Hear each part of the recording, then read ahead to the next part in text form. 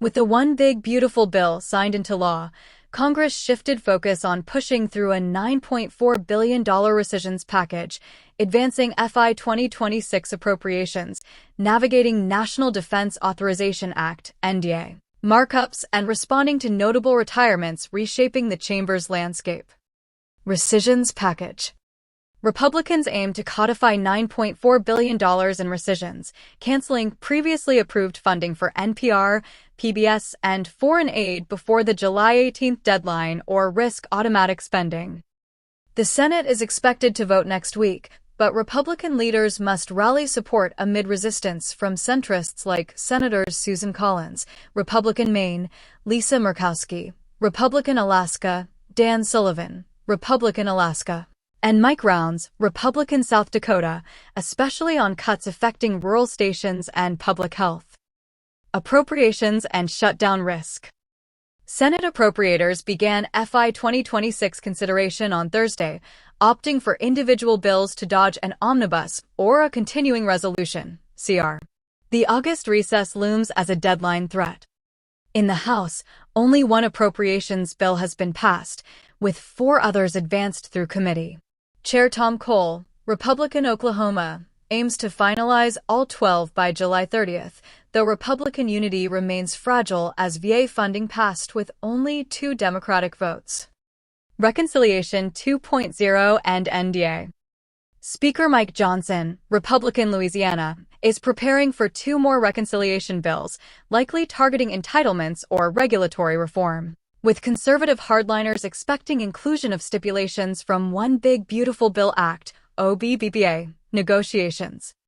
Senate Armed Services considered its version this week. The House Armed Services Committee follows next Tuesday. Expect debate on troop deployment rules in Europe, acquisition reforms, and cybersecurity defenses. Balance of power. Senator Tom Tillis, Republican North Carolina, confirmed he will not seek re-election in 2026, signaling fatigue with polarization and Trump criticism that cost him support. His exit opens a competitive seat and highlights fissures in Republican unity. Representative Don Bacon, R.N.E., a moderate known for bipartisan cooperation, also announced his retirement, exiting a competitive Nebraska district and widening the GOP's narrow House majority gap. Representative Mark Green, Republican Tennessee, officially resigned over the July 4th weekend, leaving early after helping pass OBBBA. A special election will follow his departure.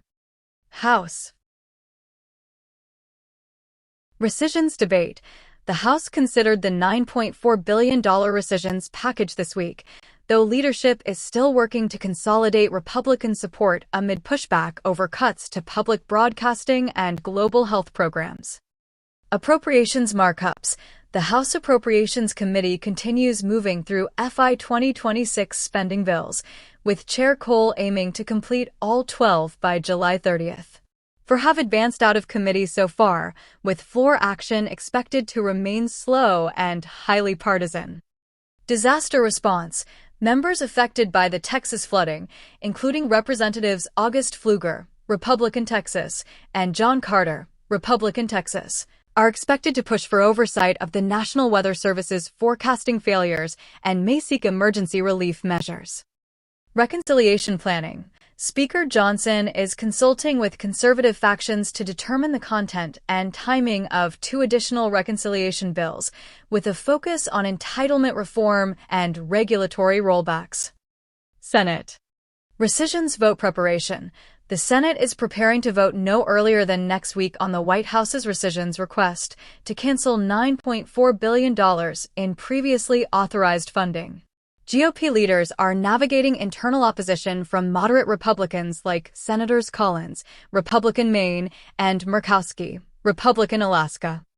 Appropriations markups. The Senate Appropriations Committee began its FY 2026 consideration on Thursday, focusing on military construction VA and Homeland Security. Leaders aim to advance individual bills to avoid a September omnibus or continuing resolution. NDAA markup. The Senate Armed Services Committee approved its FY 2026 NDAA draft by a 26-1 vote. The version includes $500 million for Ukraine. Reconciliation readiness. Behind the scenes, Senate Republicans are discussing the scope and viability of additional reconciliation packages, though floor movement remains dependent on House progress and internal consensus. President Trump signs one big beautiful bill into law. Congressional Republicans were able to meet their self-imposed July 4th deadline to pass their sweeping reconciliation measure.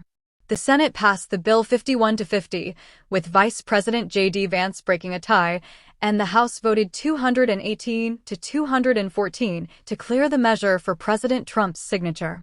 The bill would cost $3.4 trillion under traditional estimates, while saving about $400 billion under an alternative, current policy model.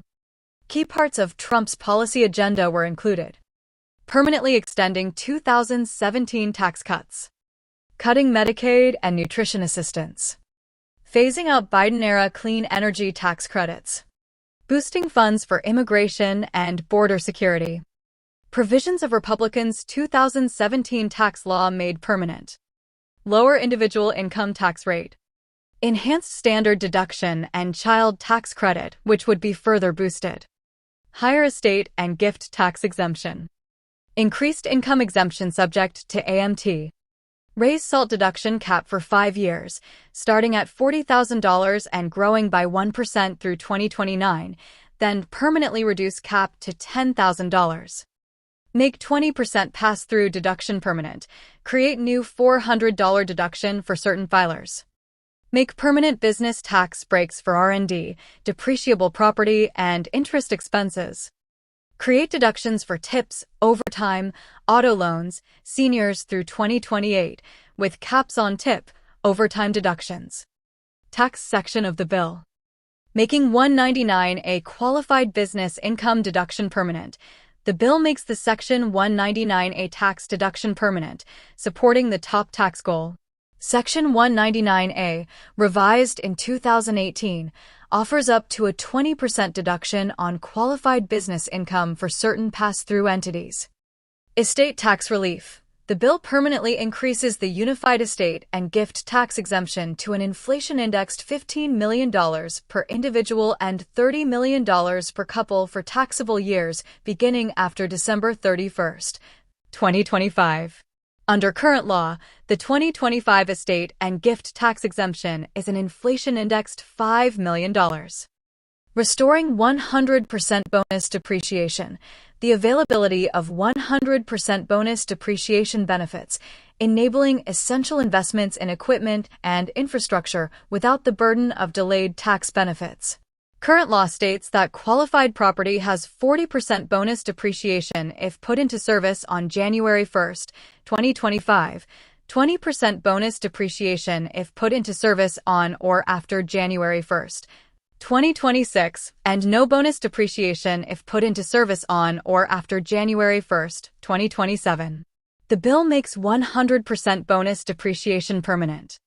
Maintaining Section 179 expensing. Section 179 expensing allows for the immediate expensing of qualifying capital investments, allowing contractors to choose how to expense and depreciate their capital investments, such as machinery and technology, to promote investment and innovation in their operation.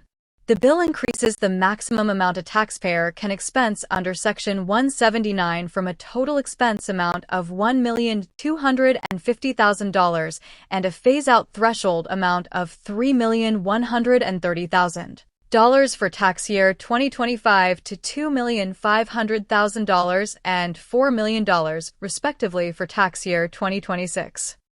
Extension of clean hydrogen production credit.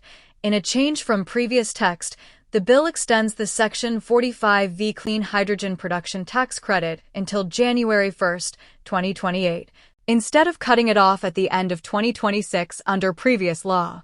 This credit was created in the Inflation Reduction Act of 2022. Trump administration ends temporary protected status for Honduras and Nicaragua. The Department of Homeland Security announced it will end temporary protected status, TPS, for nationals of Honduras and Nicaragua. TPS was first granted to these countries in 1999 after Hurricane Mitch, allowing nationals to live and work in the U.S. while their home countries recovered. The administration cited improved conditions in both countries as the reason for ending TPS. TPS for these groups will end 60 days after the official notice, which means protections will conclude around early September 2025. Approximately 72,000 Hondurans and 4,000 Nicaraguans currently hold TPS under this designation.